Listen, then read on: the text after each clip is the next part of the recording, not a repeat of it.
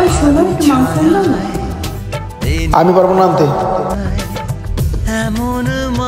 শুধু তো একটু মাংস খেতে চেয়েছিল আর আমি না বলে দিলাম, যাই মাংসটা নিয়ে আসি।